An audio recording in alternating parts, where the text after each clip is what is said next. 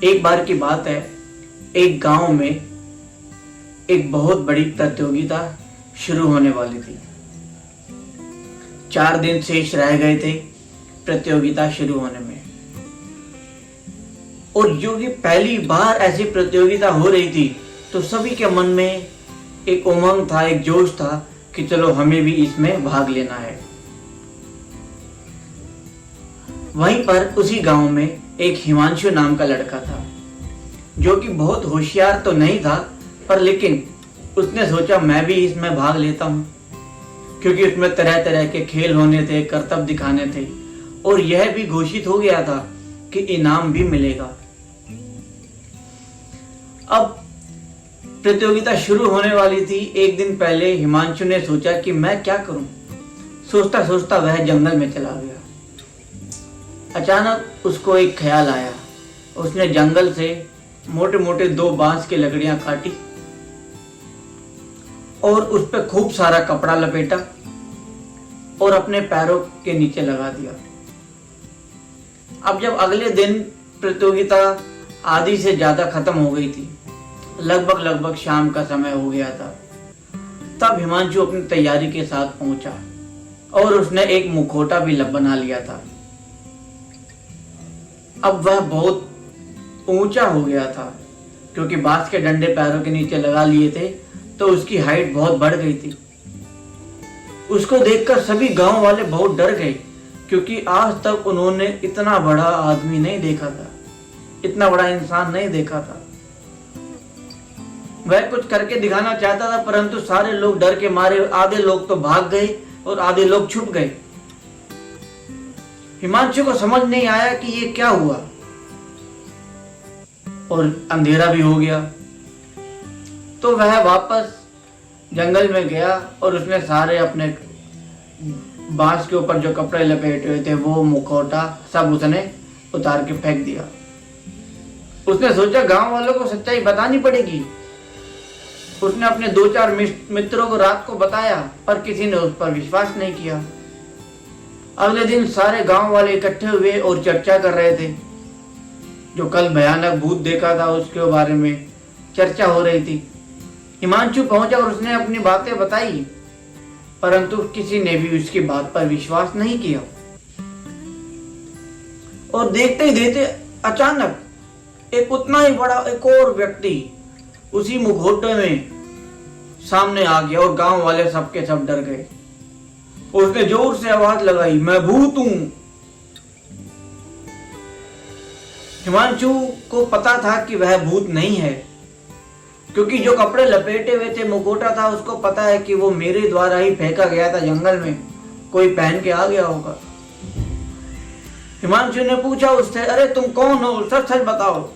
उसने कहा, मैं भूत हूं, मेरे सामने अपने घर का सारा धन ला करके रख दो, नहीं तो मैं किसी को भी नहीं छोड़ूंगा।